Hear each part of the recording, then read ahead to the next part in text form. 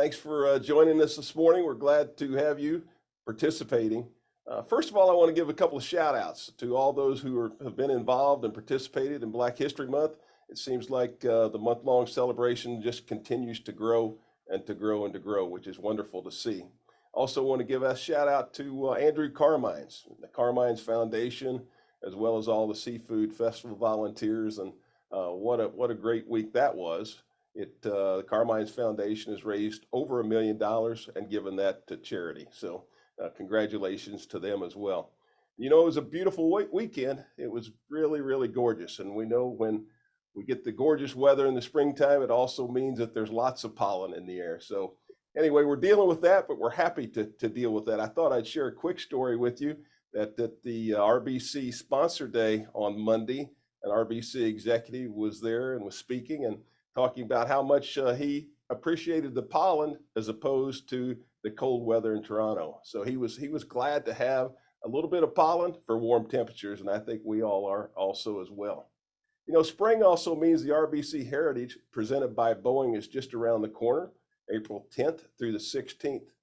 And this year's tournament promises to be one like any other, being a designated event and being only 40 days, and I think 40 days and 3 hours away. So if you haven't gotten your tickets, they're selling fast, and I want to encourage you to do so today. There are some days and some venues that are sold out, but you need to go on the RBC website and purchase those tickets today. Also, on April the 1st, we're going to be celebrating the Heritage. Our chamber ball will be all about plaid, and we hope you will come and join us on that day. So Mad About Plaid, April 1st, and it's one of the biggest traditions that we do each year. And so we'll be honoring the best of the best in our community that night, and we'll be naming an outstanding individual, nonprofit, and business that has gone above and beyond, and we want to know about who those people are. So if you have ideas that you'd like to submit on nonprofits, businesses, or different individuals, just please email us to the chamber, and we'll put them in for consideration for the committee to vet out. Also, would like to take a moment to welcome our first guest this morning. And our first guest is no stranger to the RBC Heritage. He's a strong advocate for the event statewide and beyond. He's South Carolina's lead ambassador for tourism. And Duane Parrish was selected by 2 governors as the director of South Carolina Parks, Recreation, and Tourism, a position he's held over a decade, since 2011. And I always like to say, Duane, that's not long enough. He's also been honored by the U.S. Travel Association as the state's tourism director, the top tourism director in the country.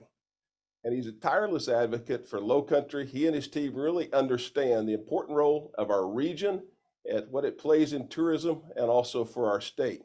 I thought I'd share with you some breaking news yesterday that Duane will probably also talk about, but the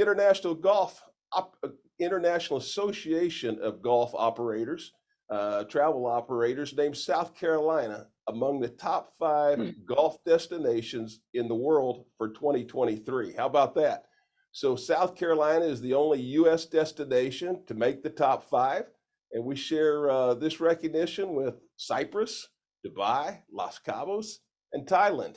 How about that? That's wonderful to be on that list and see South Carolina on the list. And we know that golf in the area is wonderful. Duane, congratulations. That's a big deal. And we're looking forward to you today giving us an overview of how tourism is doing statewide and anything else you'd like to share. So thanks for joining us this morning, Duane. Good morning, Bill. Thank you. And yes, a lot of great news. And I'll sort of say again, congratulations to the golf industry in South Carolina. And that obviously includes the RBC Heritage presented by Boeing. But I've always said we are a state known for beaches and golf, and that's certainly been recognized by the International Association of Golf Tour Operators. What a pleasant surprise when I found that out a few days ago, that we would be not only a top 5 destination in the world, but the top destination in the United States, as Bill pointed out. You know, we've always had Myrtle Beach has a large number of golf courses, close to 100 golf courses along the Grand Strand. Come on down, and then of course Charleston has Kiowa, obviously the Ocean Course, very well known, and then of course in Hilton Head, obviously Harbor Town and Sea Pines, along with the rest of the island.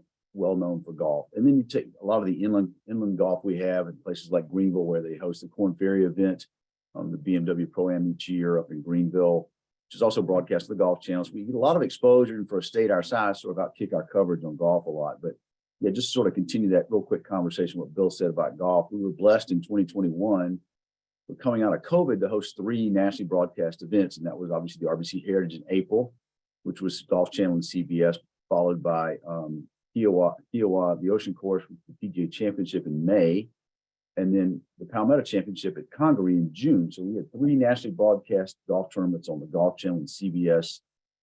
And the state was the title sponsor, actually, the one in June. And then in 2022, we followed that up with, obviously, once again, the RBC Heritage presented by Boeing, but also the CJ Cup, which took place in October. And we were also the title sponsor of that, the CJ Cup in South Carolina. Again, nationally broadcast on the Golf Channel. But so we've been able to reach out into areas in the past we haven't been able to in terms of golf. Golf has had a big comeback out of COVID, which I'll talk about in just a moment, and sort of give you a quick snapshot of what's happened in the state since COVID. But we were very blessed on the golf side.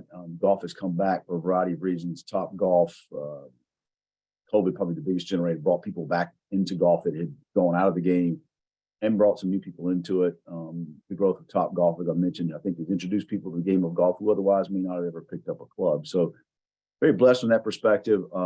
The award by International Association of Golf Tour Operators, these are people who book golf for a living. And so it's really an honor to hear that from those folks, that they chose South Carolina as a top destination in the U.S. and one of the top 5 in the world. So quite an honor for us, particularly for a state our size. So blessed in many ways in the state. So going back to COVID briefly, much as I don't like to talk about it, going back to COVID, people thought it'd be 2024 at least before tourism came back to 2019 or pre-pandemic levels, as everybody likes to say. It happened very quickly. 2022 was a record year for us. 2021 was much better than we thought. Of course, vaccinations started taking place in the spring of 21. The summer and fall of 2021 was a very busy time. Outdoor recreation became a very desired engagement for visitors. And then 2022 just kept going. Despite inflation and other things, hotel rates have gone up dramatically. You can stay anywhere, you know what I'm talking about. But the good news is for us as a state, we have surpassed 2022. We surpassed 2019 levels. It was a record year for us. We did over $6.1 billion in hotel sales. Hotel and short-term rental sales. And then we did a $29 billion economic impact. That puts us up there as one of the top 2 largest industries in the state. Tourism generates right at $2 billion in state and local taxes, which is a big number, because that's money people come into the community, pay, go back out, and quite frankly goes toward the improvement of a lot of the quality of life of a lot of local people that local folks or local residents don't have to pay. And I know there's impact from visitors, certainly with traffic and other things, but nonetheless, it's a big economic impact for us, a big economic impact for the state. Tourism has come back much faster than we anticipated. That outdoor recreation, we're a state known for that. It's not just golf. Our state parks have had a record year in 2022. We surpassed the $50 million mark in revenue there. We have 5 new parks coming now in the state soon, and certainly what a great time for them to be coming, because demand has increased for state parks. But it's everything from paddling, paddleboarding, kayaking, canoeing, hiking, boating, fishing, golf. I mean, keep going. Anything outdoor has been it started, I thought, what might be a fad in 21, but it has staying power, and it's still the case today. So blessed to have those many things going on in our state. That's certainly what we've tried to push and promote since COVID hit. And it certainly seems to be working. Like I said, we've had a record year, and we've outperformed a lot of other southeastern states. But the good news for us is we've had a lot of great things happen to us. We've gotten some awards for ad campaigns. We re-signed Darius Rucker as our ambassador for the state. I've always said Darius Rucker has been an ambassador for the state for about 20 years. We just sort of formalized it a few years ago, and he continues to do a phenomenal job for us. We feature him in both our leisure and our golf spots around the state. His voice is well known. His face is well known. He is a great ambassador for us along those lines. We started our Palmetto Porch podcast. So if you're interested in some things about South Carolina, and Darius happens to be in our first one, it's anywhere you listen to podcasts, it's called Palmetto Porch Podcast. We have a couple of them out now. We have each of those coming out every few weeks. So hopefully you can tune into that. A couple of other great things going on. Our Sesquicentennial Commission, which celebrates the Revolutionary War. Most of you are probably aware, July 4th, 2026 will be the country's 250th anniversary, birthday, however you want to term it. But we want to, obviously there were battles taking place at this time 250 years ago. And the governor and the legislature created a committee called the Sesquicentennial Commission, which is funded, up and running, and has been for a couple of years now. Slowed somewhat by COVID, but to sort of celebrate that with a build up, if you will, to 2026. South Carolina has the second highest number of Revolutionary War battle sites in the United States behind New Jersey. We really are a place where the tide turned in the war from Camden and a lot of other places, battlefields that took place 250 years ago that sort of turned the tide in the war against Great Britain. And we want to certainly celebrate that, promote that. We're trying to take some sites now and make them what I would call visitable, having a place to pull over, signs to interpret that. We have some that are in state parks. Musgrove Mill is probably our most prominent from a state park perspective, up in just above Columbia, but a lot of others around the state want to celebrate and highlight those. A lot of good things going on there. Our film office had a record year last year. Some of you may be familiar with the hit series called Outer Banks, which is obviously Outer Banks in North Carolina, but it was filmed in Charleston. It had its third season on Netflix, is on now, it's released not long ago. And then Righteous Gemstones with Danny McBride, John Goodman, is also a third or fourth season coming up on HBO. And we've had several movies. We just finished filming a movie called Gold Coast, which features Woody Harrelson and Laura Linney, filmed that on James Island. It's been a record year for our film office as well, featuring South Carolina there and some of those things. So a lot of great things going on around the state. I can't tell you what it's meant to us and how quickly it's come back. As hard as it was for hotels, restaurants, and attractions in 2020, 2022 has been the other side of the scale and certainly been a big blessing for us. And I'll finish with, I sort of think 2023, a quick forecast. I see 2023 being another record year. Certainly inflation, there could be a recession, but I think if there is one, it's a soft landing. I don't think it'll have a tremendous impact. And I'll finish by saying, I think one big silver lining in COVID, the cabin fever, when people were sort of in lockdown, if you will, is it made people discover the love of travel. It's always innate, I think, in all of us, but when you're sort of cooped up or can't go anywhere, you really realize how important travel is to you. And I think it's introduced people and reintroduced some people to travel, and they've moved it higher up their priority scale. And people want to travel now. They want to see places, want to go do things. They want to be outdoors. And it's really refreshing to see from our standpoint. We're obviously a great state that offers a lot of things outdoors, but indoors as well. But it really is a great time for us in the tourism industry in South Carolina. So, and places like Hilton Head, what a wonderful place to feature. Bill, thank you for all you do and all your staff. I mean, Hilton Head is a phenomenal place to go. Hilton Head Island is well known around the United States, and we certainly feature that along with the rest of our state.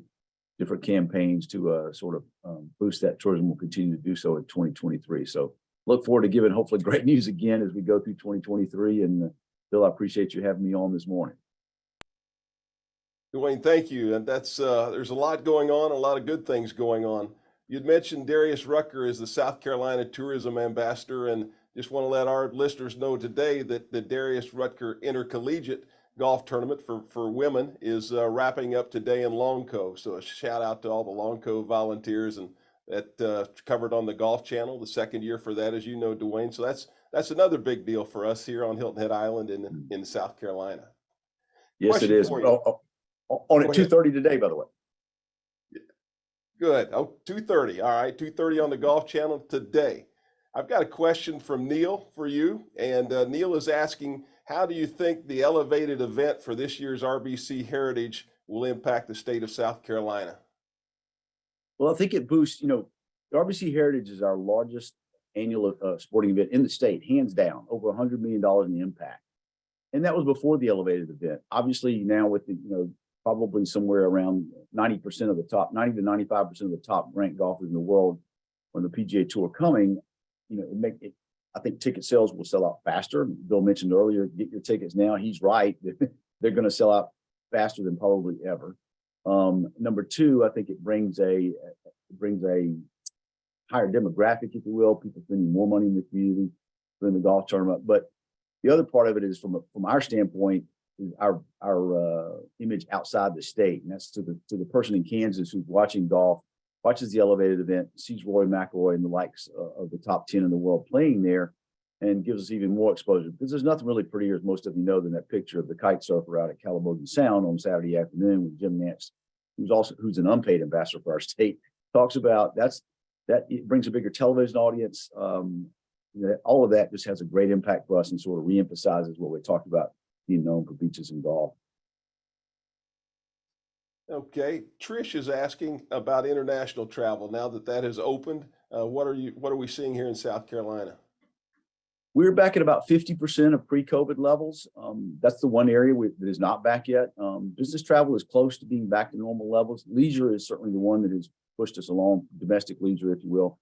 International has started to come back. The Asian market, while not large in South Carolina, certainly a huge impact on the West Coast, but not large is a long way, several years away, but we'll start to come back. But the European market has started back. I have several trips to Europe this year to sort of push that out.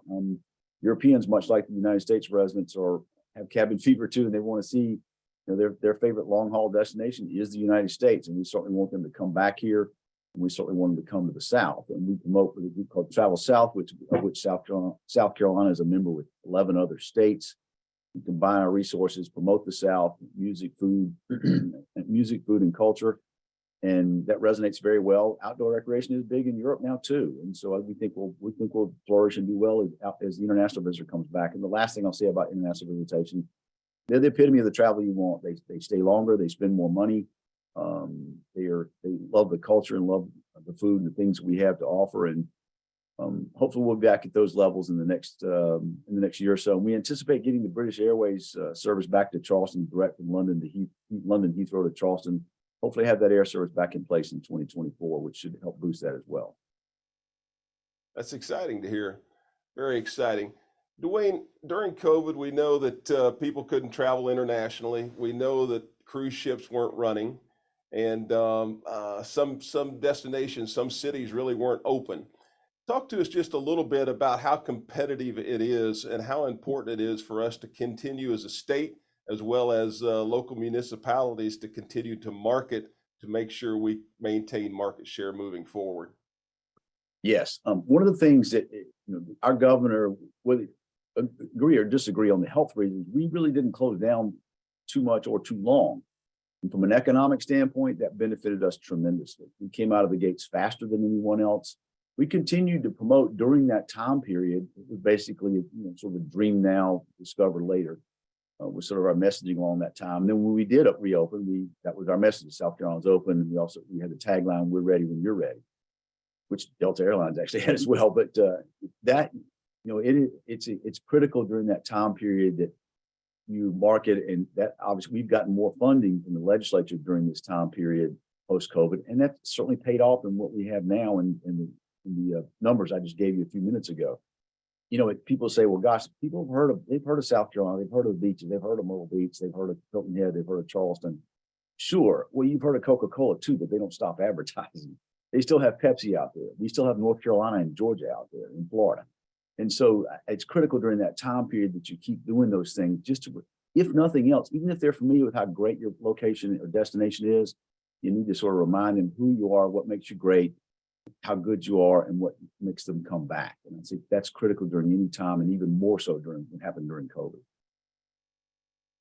All right, Duane, we have one final question for you. That's coming from Karen. And Karen's asking if there are any plans for the South Carolina legislature to enhance film incentives to further compete with, say, states like Georgia.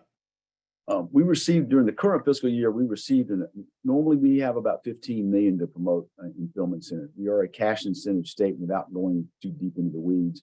Georgia does the largest number of films outside of the state of California. They do tax credits. They have a large infrastructure and do very well with it. We increased our cash incentives, which actually movie studios prefer, from 15 to legislature did from 15 to 30 million this current fiscal year. And there are several bills out there now within the legislature that would increase that, a couple of them to different ways on a recurring basis, which will certainly give us more opportunity to do more films, more television, which obviously will create more infrastructure. And by infrastructure, I mean lighting and gripping companies, studios, those kinds of things. That a lot of that now has to come from out of state for us.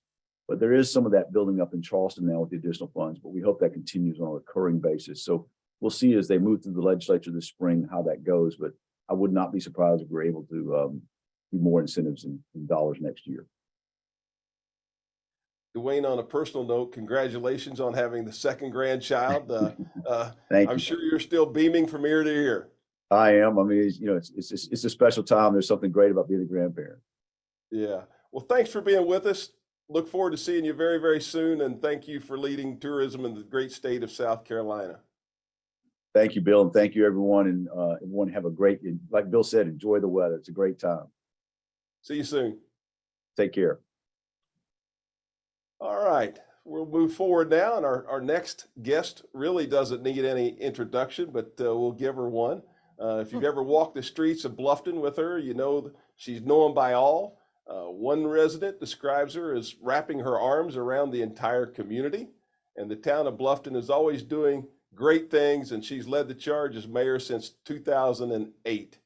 She's here to update us on all the good things that are going on in Bluffton, as well as just other things that she wants to provide updates on. So Mayor, welcome. We're delighted to have you. It's great to see you, even though you are on camera. Well, I'm outside. And Duane, before you go, behind me is a perfect porch for Palmetto Porch podcast. I love Darius Rucker, even though he graduated from that other school in South Carolina. So put that on your notes, and I see you still on there, so he can be writing that down. I'll be quick. I'm out here at Wright Family Park because Duane talked a lot about golf and beaches on Hilton Head. We're very proud of our parks and our river and really our community. So just happy to sit out here. This is my office away from office. We have free Wi-Fi in all of our parks. We partner with the county on that. So come on out and bring your computer and lower your stress level. Few things. I don't want to talk too much because hopefully they're questions, and I'm happy to answer them. But you hit it, Bill. I kind of consider March 1st a fourth season, and that's beginning of Heritage. And last week was crazy, wonderful with Sponsor Day. The volunteer pool for the majority comes from Bluffton, so I'm very proud of our volunteers in our community that gives back. They don't care if a bridge is in between their home and the location or not. And so much comes back in the charitable donations to this town and to the region. So everyone gets concerned on where to get the plaid, and they always ask us, where's that plaid jacket come from? We're going to open a plaid site, I think, in the coming days or weeks. So go on and order your plaid so it'll get here before the April tournament. So enough said about that. Bluffton is busy. We have a lot of projects that have been on the books for a while. And as Duane and you have said with COVID, it really backed up workers, supply chain, just everything. But you're going to see really starting last week, we're starting to get bids a little higher than we'd like, but to move forward with our capital projects.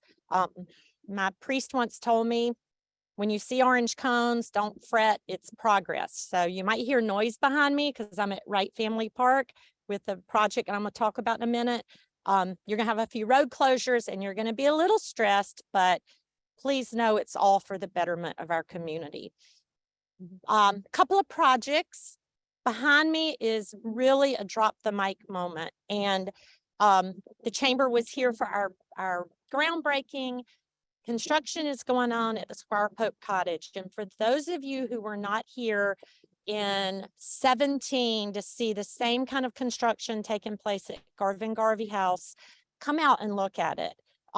We've actually raised the entire cottage about 8 feet. And now we're working on the piers underneath to gently lower this wonderful gem to a new foundation that should keep it here forever. It's going to be the site of our welcome center and some offices from our town staff, but really just an addition to this park and will be open to the public.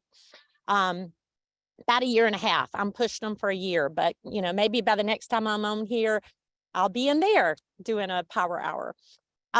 Exciting news last week, Garvin Garvey House, which is at Oyster Factory Park, has been approved through the county to be on the list of the Reconstruction era structures.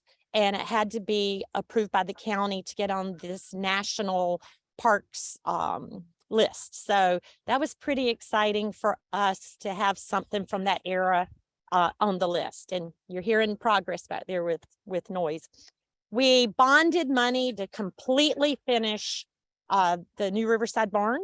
It's about a 2-year project, but it will be in phases, but funding's in place. So that's a new park for really the more high growth area of Bluffton out at New Riverside.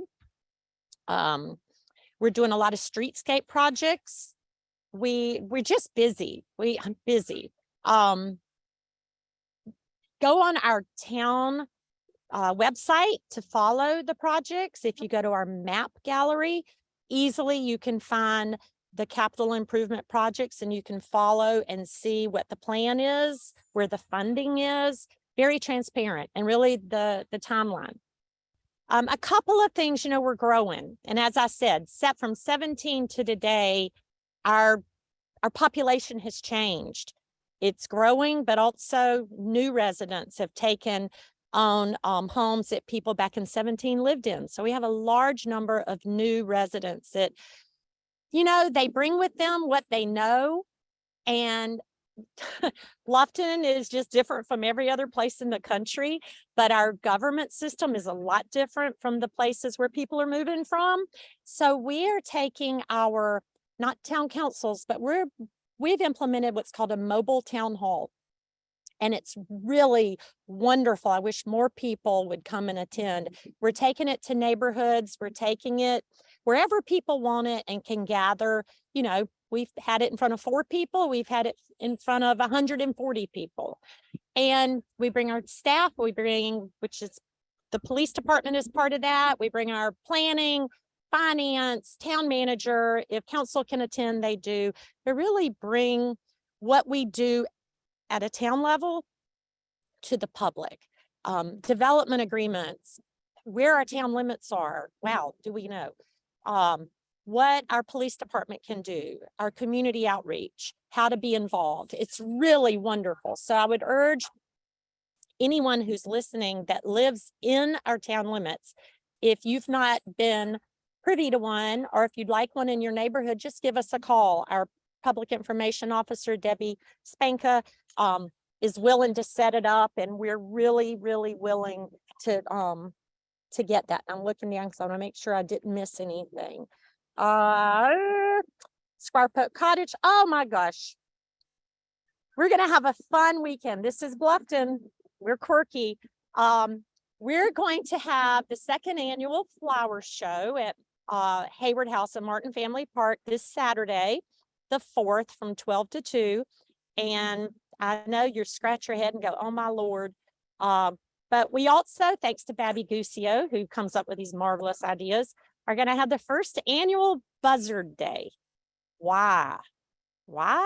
Well, in the 80s, we had grumpy people back then too.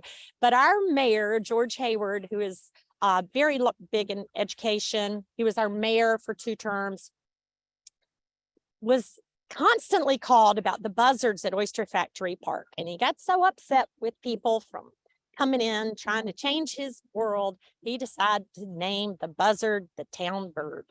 Not only did he name it the town bird, he decided to dress like a buzzard in several of our Christmas parades and ride on top of our brand new town dump truck to just ensure everyone knew. So Babby is holding Buzzard Day Saturday, 2 to 4 at Martin Family Park. It's on Facebook. It's all over the place. I wrote an article about it, but George will be there. We will proclaim Buzzard Day. Jevin Daly, which is a fabulous musician, has created a song and he'll sing it. Kids, it's going to be a beautiful weekend. So you want to cross the bridge and come on over Saturday 12 to 2 or Sunday 2 to 4. If you live here and you see craziness, you heard it here.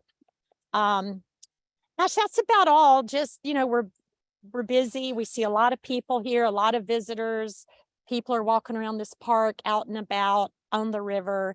That's about it from Bluffton. All right, Mayor, thank you. Each year, it seems like during the RBC Heritage, Bluffton does something special. And what can you share with us what you're planning to do this year? Oh gosh, thank you. It was on my list. You know, we have to brag about that. I'm a big fan of the Heritage, RBC Heritage presented by Boeing. I'm a bigger fan of the Heritage Classic Foundation, and I'm honored that I am sitting there in an I don't know what I am, I guess a non-voting member, trustee, but several years ago, we decided we're the gateway. We want to brag about this tournament. And I think this is what you're talking about, but we put banners on our gateway, and our gateway is May River Road, Calhoun Street. It's kind of our central core and in our historic district. This year, fingers crossed, you're going to be really surprised. You don't even need your glasses to read the banners. You'll be able to see it as you drive slowly through our old town. So those should go up probably 1st of April. I think we've encouraged the new government over the bridge. You know, we're big competitors, so we'll see what they do or y'all do. But is that what you were asking about? Because I go on and on about the heritage. No, that's exactly right. That's exactly what it was. Yeah. So that's great. It's always fun to see. Couple questions for you. First one's coming from Rob, and Rob is asking what your thoughts are regarding the tremendous growth along the 170 corridor and how that's going to affect Bluffton. Well, growth is everywhere. I mean, it's not just 170 corridor. Go down, you know, if you're talking about from 170 from Kalawasi to the Circle, that's in and out of the town. The county, and if that noise gets too great, I can move. The county has as many building permits allocated as the town. Hardyville has more building permits than the county and the town together. So all of a sudden, your first word that pops up is regional cooperation. We work with both because we rely on the county, we rely on Duane, we rely on our legislators at the state to help us with transportation. So I think that's the key. The growth is going to come because we know what's been approved decades ago. We're very careful on what we approve to add to this. I don't think we've changed density on anything outside of these development agreements in about 5 years with this council. So yeah, it's a concern, but we've got to have partnerships with the state, and we've got to have partnerships with the county and our neighboring county, which I feel we really have strong relationships with. Thank you for that answer. Another question is coming from Jana, and Jana is asking about the new Riverside Park and if there will be space for gatherings and concerts in that area. Yes, and I hope Jana lives out in that area. That absolutely, along with the park I'm sitting in, were two things I've been really focused on for years. And that 40 acres could easily, at some point, been rezoned to commercial or multifamily. So I'm very proud we've pulled that off the books.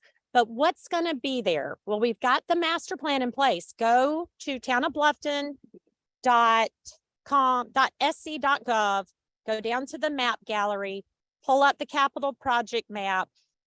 It's a big map. Click on that. You'll see what's going out there. It's going to be walking trails, a splash pad, bathrooms. That barn is fabulous, Jana.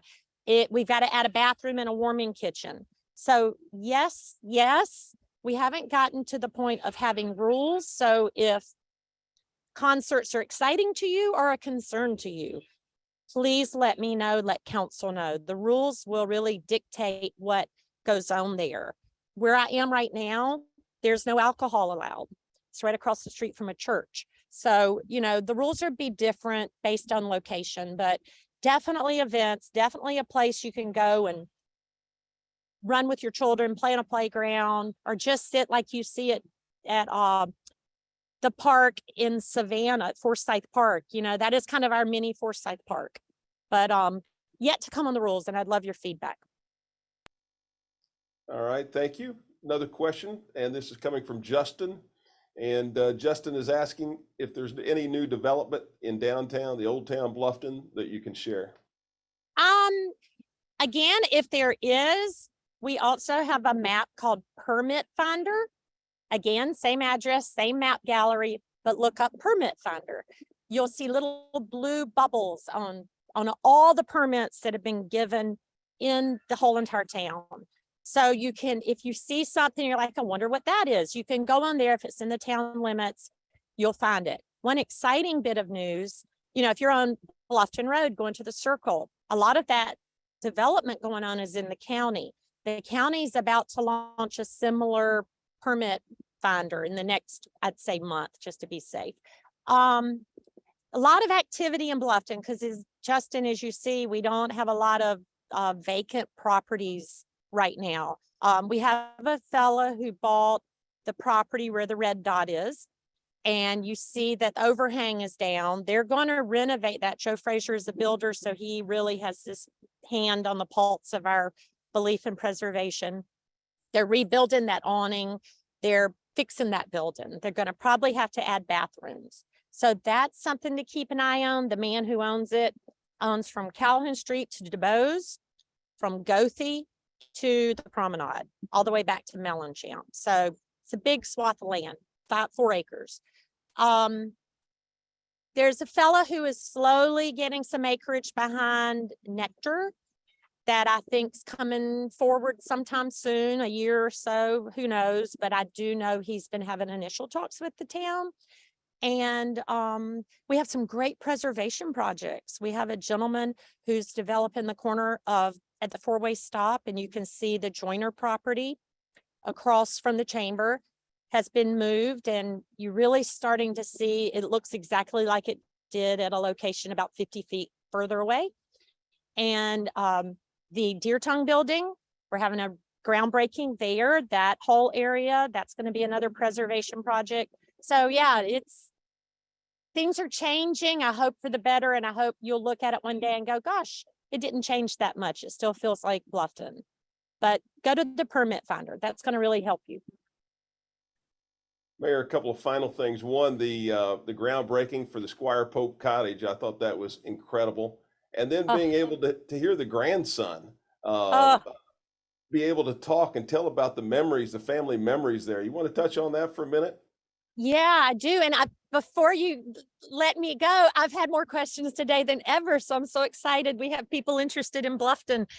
So I'm standing here. Y'all can see behind me, Gus Wright, who's the third Wright, Gus Wright, came down about a month or two ago with his children, and his children are like 10 and 12. His children even have stories of sitting from his dad, for sure, and his grandfather, what his father used to do here. And it was just so cool how the stories are they're living.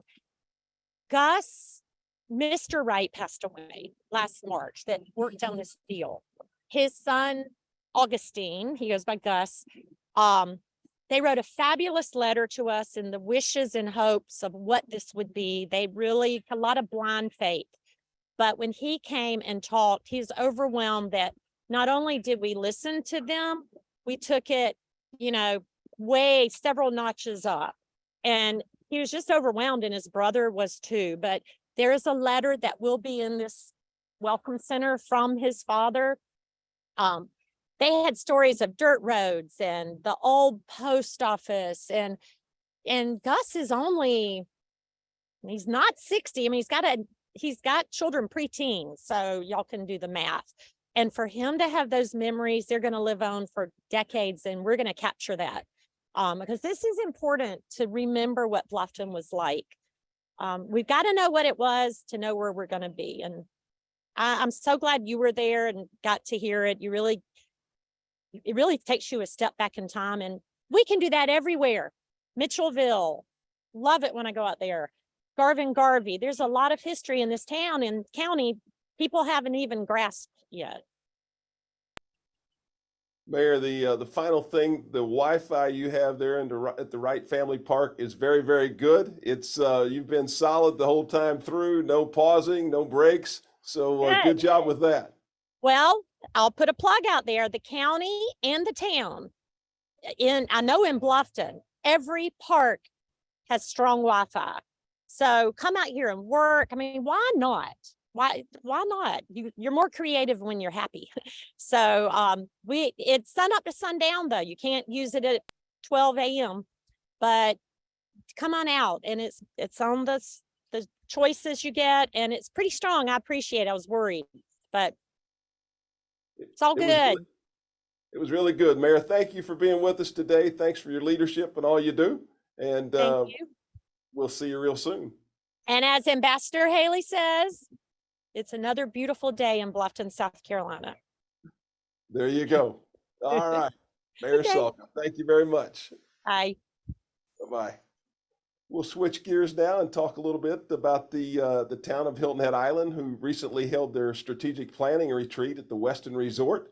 And from that, they came away with really some ambitious plans, and especially in the area of capital projects. And here to tell us about that today is the Deputy Town Manager for Hilton Head Island, Josh Gruber. And Josh has been with the town, I believe, since 2018, oversees strategic planning and legislative matters. So Josh, thanks for being with us, and it's always good to see you, and we look forward to your update. Good morning, Bill. Thank you for having me. I want to first start off by saying I've got to learn the lesson that it's not a good idea to go after Mayor Sulka, because she's a hard act to follow. She's certainly coming to you from a much prettier location than I am. And unfortunately, I think her information is going to be a lot more entertaining than what I've got to cover today. But I do appreciate you kind of teeing it up for me, what I wanted to cover, which is essentially providing folks some information with regards to updates that we've made to our strategic plan. And for those of you that don't know, our strategic plan is really kind of our workbook. It outlines what we are going to try to accomplish over the next year, 2 years. And when combined with our annual operating budget, it really brings together the staff resources and the funding to go out and accomplish these big projects. And so just this past January, council had an opportunity to sit down and look at our existing strategic plan, the items that we've been able to successfully accomplish, those items that are active and ongoing, and then those items that have not yet begun but are still on the horizon for us to start at some point soon. And then council had an opportunity to also put their own kind of stamp on it. And so I'm going to try to share my screen here if I can, because I want to highlight and go over the top 15 priorities that council adopted as part of this work session. And so leading things off, the number one priority that council put forth in their strategic plan update, and this is based upon a lot of feedback that we've been hearing from the public, is to have a better plan for managing growth on the island. And obviously managing growth does not mean no growth. It means that we are managing it in an appropriate manner, and in a way that makes sense for the island and maintaining the island's character. And so in order to be able to do that, there are a significant number of steps that we are going to go through, so that we're not just taking a knee-jerk reaction to any particular situation, but that we are systematically going through our current codes, our current maps, our future land use plans, and making sure that all of those elements are lined up with our vision for growth going forward in the future. And so you can see that list here. It's a very extensive set of action steps that we're going to be taking, many of which are going to be done publicly with town council, either in a workshop format or as an item on an agenda for formal discussion. So once we wrap up with that, and this is going to be something that's going to be going on hopefully between now and through the end of this calendar year, that by the time we reach December, we will have adopted and approved all of the updates that we are working for in regards to our growth management strategy. Also, as a high priority is another big issue that we hear from many island residents, which is implementing a workforce housing framework. So developing resources for workforce and affordable housing on the island is something that is obviously very important to us. And in order to make defined progress in that area, we set forth a number of things that we think are going to be helpful in us kind of carrying out this framework that we've brought forward to council. The name of that framework is called Finding Home. It identifies some very concrete steps and things that we need to do in order to make inroads in this area. In addition to that, we've also got some ongoing initiatives, a couple of which are listed here. We're going to be hiring some staff members that are going to be dedicated and focused on working exclusively on this particular issue. We are also actively discussing with a preferred development partner a public-private partnership that would see the development of workforce housing on about a 10-acre parcel of town-owned land on the north end of the island, the North Point tract.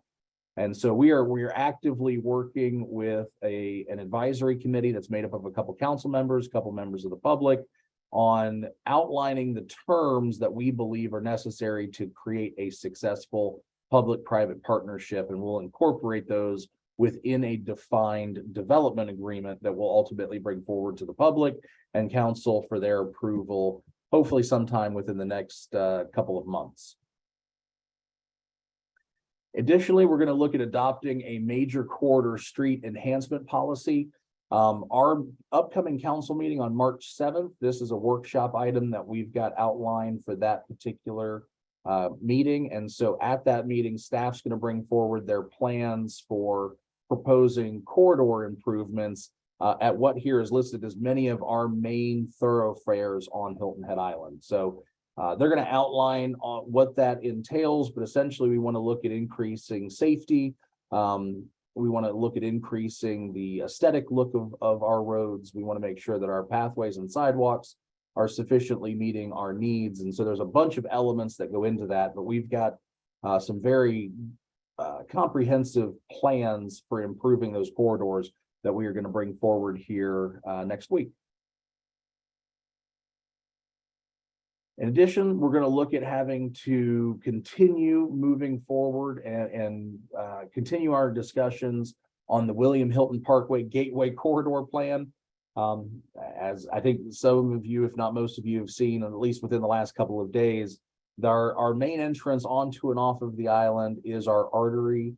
We've got to make sure that that artery remains open to the extent that we can, but we've also got to make sure that the plans for that project are in keeping with the expectations of the public and our residents. And so to continue that, we are going to be hiring an independent firm that will be conducting an end-to-end analysis, and we're going to be working directly with a citizen advisory committee to go through that process, to perform that analysis, and ultimately report those results back to council with the goal of furthering that plan once that analysis has been completed.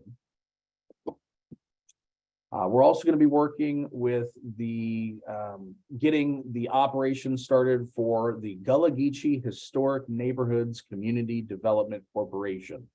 So that is a brand new entity that we have created, whose goal and focus is going to be taking the resources that are provided to it and investing those resources directly within the historic neighborhoods that are located on Hilton Head Island, and creating opportunities to not only allow those communities to thrive, but allow them to sustain and maintain the cultural heritage that exists today. And so we're in the process of actively soliciting an executive director for the corporation, as well as a dynamic board of directors. And so if you know folks that are out there that are interested in serving the community, we've got some really great opportunities to serve on this board of directors, and we'll probably be making appointments to that group later on this month.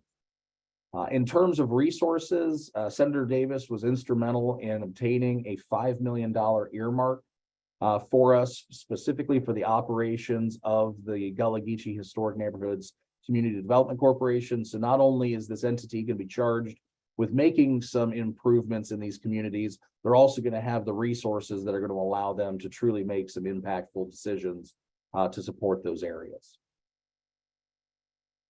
We're going to be conducting a SWOT analysis of island resiliency, which is going to be used to establish an island resiliency plan as a barrier island. We need to be cognizant of the fact that regardless of political views, sea level rise is an actual thing. We are monitoring it. We can track it. We know it's an issue that we're going to have to continue to plan and prepare for. And then also our stormwater management and how we deal with stormwater runoff on the island.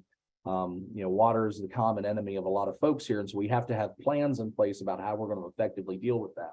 So undertaking this analysis is going to help us get a better idea of what plans do we need to put in place, what things do we need to be doing to better prepare ourselves for these changes that we know are coming our way.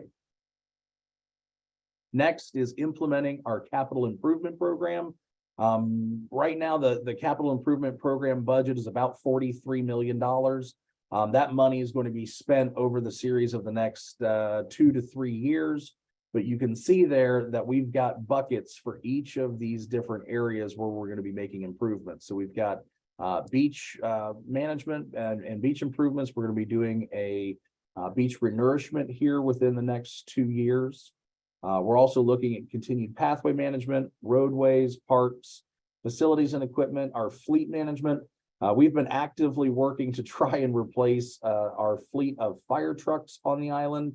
Unfortunately, due to the global supply chain issues and some other things, the date of completion for the fleet upgrade keeps getting pushed further and further back, but it is still something that we are actively pursuing and we know we're going to need to accomplish as our existing fleet continues to age and have wear and tear from use. We're also formally incorporating our land acquisition program within our CIP budget. That way, a lot of the preliminary costs and things that we use outside of the actual property purchase itself can be tracked through our CIP program. And then new this year, we're going to be adding a housing program element to our budget. So that's something that, because it's such a high priority item for us, we want to make sure that we are being transparent with the community and showing them that we're putting resources behind this initiative. So putting the money where our mouth is and making sure that it's clear to the public that when we say we want to make some progress in the area of workforce housing, they see the resources that we're putting towards making that happen. Similar to that, we're going to be working on updating the town's land acquisition manual. Over the last 30 years, we've acquired 1,400 acres of land. And we're going to continue to be able to acquire that since we were successfully able to extend our real estate transfer fee program. And so knowing that we're going to continue to acquire land in the future, but understanding the kind of the lay of the land as it is now in terms of properties that are available to acquire, but also achieving some of the goals that we have, we believe it's an appropriate time to update our land acquisition manual to include not only acquiring property for preservation, but acquiring property for parks, open space, conservation, town facilities, and maybe even redevelopment or workforce housing opportunities when it's appropriate to do so. So all of that we're going to look at incorporating within our land acquisition manual as part of an update. And again, based upon feedback that we've heard from residents in terms of their high priorities, we're going to be conducting a SWOT analysis of Hilton Head Island solid waste and recycling. This is one of those areas where we have to work very closely with the county as our partner because Beaufort County is responsible for dealing with all residential solid waste and recycling. But we also know that we can do better than what we have now. And so we want to work with them to develop some plans and some resources. And we know that they're already starting to do that with regards to some facilities that they are building off island that once are complete are going to give us a lot more flexibility in terms of how we can process some of our waste streams. But we know that our goal is to be able to expand the rate at which we are able to recycle materials, ensuring that those materials are successfully being recycled and not winding up in the landfill, and then also looking at ways at which we can effectively process our solid waste now and into the future. Next, we're looking at implementing our destination marketing organization marketing plan and measuring performance. Obviously, tourism is the backbone of our economy, so this is a very important item that council wanted to make sure was included within their top 15 priorities. And so in addition to working closely with our DMO, we're also going to be looking at trying to emphasize different aspects, particularly ecotourism, cultural tourism, wellness tourism, and sports tourism within our marketing materials as we go forward with developing those plans. We're also going to be looking at assessing alternative revenue sources and funding opportunities.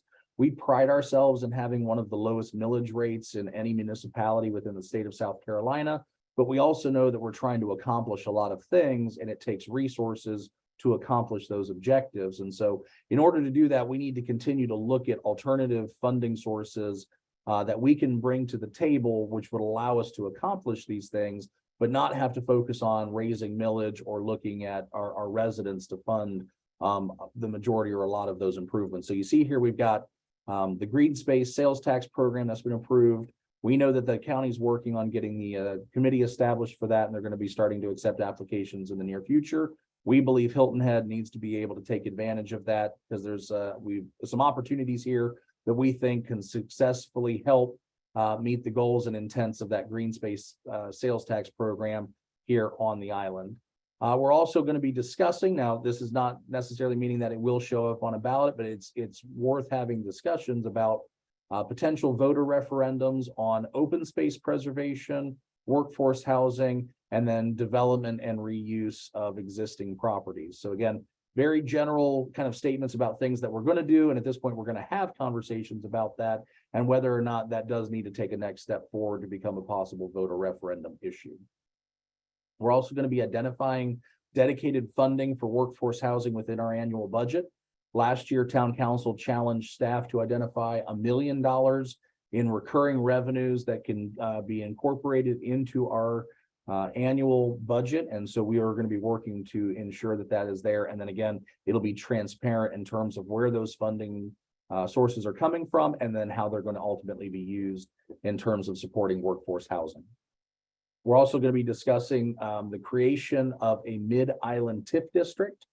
As some of you may know, we've created a mid-island redevelopment plan, and in support of that redevelopment plan, we are looking at potentially creating a tax increment financing district.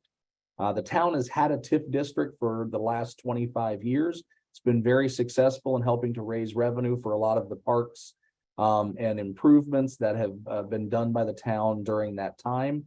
But going forward, we want to take and create a district where the revenue that we raise within that district will remain within that district to provide public improvements, not only in terms of infrastructure, but redevelopment support, so that the vision that's expressed by the Mid-Island Redevelopment District can be supported through the creation of the TIF. And then lastly, as part of our annual budget, we're going to be discussing a review of permits and fees and kind of looking where we're at in terms of our peer communities and where we may need to go in terms of adjustments going forward. And again, as we come forward with this year's budget, that will be incorporated as part of that discussion. So the public will have an opportunity to review that information and then comment and participate as those discussions are going forward. We're also looking at conducting a stormwater utility rate study. As a best practice, that should be done kind of every 5 to 7 years to make sure that your rates are in line with your capital and operational needs. We're likely going to be looking at doing some bonding opportunities later on this year with a couple different revenue sources. That way, with all of those capital projects that we've got identified, we've got an existing pot of money that we can draw from to make sure that those projects can move forward in a timely manner. And then we're going to be looking at adopting an accommodations tax funding policy within our annual budget. And then again, I guess we really wanted to focus on the stormwater utility rate study because we have it in there twice. We're also then going to be looking at continuing our short-term rental assessment and program implementation. We began that study last year with the adoption of a short-term rental permit program. And along with some kind of good neighbor regulations to make sure that those people occupying short-term rentals are doing so in a way that's respectful of the surrounding properties and the surrounding community. That continued assessment is going to be based upon a lot of the data that we're gathering now to know how many short-term rentals are out there, where are they located, what do they look like, how are they being operated. Once we have a little bit more information, that we think we'll be in a better position to talk about what additional program implementation steps do we need to take, if any. We're going to look to complete the implementation of the Gullah Geechee Task Force work plan. That is an ongoing initiative, something that we've been actively working on over the course of the last year. And we are very hopeful that by the end of this calendar year, we will have successfully accomplished all of the objectives that are identified within that work plan. We also have listed on here assisting St. James Baptist Church in their relocation efforts from under the approach slope at the Hilton Head Airport. I can attest that those discussions are still very active, even though we've been working on this project for a very long time. But we are very hopeful that if we can work with the church and work with the county, we can develop a proposal that will obtain FAA approval and allow them to successfully be relocated from where they're at now to a 3-acre site that's identified within the Mid-Island Master Park plan for the Mid-Island Tract. And then lastly, we're going to implement a series of beach park enhancements. We know that the beach is one of our best natural resources and draws a lot of people to this area and to this community. And so we have here a series of steps that we're going to go through, not only in terms of operational improvements, but some regulatory discussions that we're going to be talking to ensure that anybody who's coming to the beach is having that quality beach experience that we want to provide for all of our residents and visitors. And so that highlights kind of the top 15 priorities. I can tell everybody, though, there are more priorities that are still within the strategic plan, some of which are new, some of which were carried over from the existing plan. But today I wanted to just highlight those top 15 because those are the ones that we are kind of putting a lot of time and effort behind, especially right now, in terms of making some forward momentum. All right. Bill, be happy to take any questions that y'all may have. All right, thank you. Very detailed. We appreciate you sharing that with us, Josh. And the first question we have is coming from Peg. And Peg is asking, how will the new traffic system that was talked about at the last town council meeting enhance the traffic flow on Hilton Head Island, particularly the south end? Sure. So the adaptive traffic management system that we are installing will go into all of our major intersections, hopefully both on island and then also off island. And the best way to think about that system is if you had a person with a button who could change the timing of the intersection signals to be reflective of the traffic that's occurring at that given time, that's essentially what that system's trying to achieve. And so it's cameras that are monitoring traffic on a real-time basis and then are using computers to automatically adjust the signal timing so that they are getting the most efficiency that we can out of those intersections at any given time. So once that program's completed, we're hopeful that it will help with the congestion in terms of allowing for a better flow of traffic through those intersections based upon the then existing volume that the cameras are seeing. All right, Josh, next question is coming from Linda, and Linda's asking if there's any recycling initiative included in the waste management program for Hilton Head Island. So there is recycling that's currently offered on the island, and as I talked about, we want to be able to enhance that existing program. It's okay for now. One of the biggest complaints that we hear about is the waste haulers who are collecting recyclable materials. If they determine that there is contamination within that load, they are allowed by law to take that load to the landfill rather than processing them for recycling purposes. And so we want to be able to work with the county, and the county is developing a MRF, a mixed use recycling facility, which is going to help ensure that there are no contaminated loads when it comes to recyclable materials, and therefore ensure that those items that the public is wanting to recycle are going to wind up at the destination that they need to. So that is active and ongoing. And then we want to look at ways in which we can help expand that program.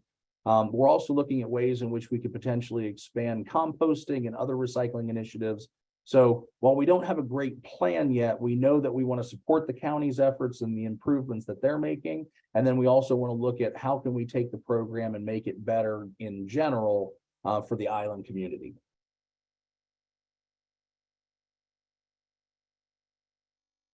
There we go, Josh. All right, thank you for that. Next question is coming from Alex, and Alex is just asking if you could talk a little bit about the construction project yesterday on 278 that delayed morning traffic. Yes, sir. And I can tell you, as somebody who was stuck in the middle of that, I was asking a lot of questions, as were about 30,000 other people who were trying to make it to work and school.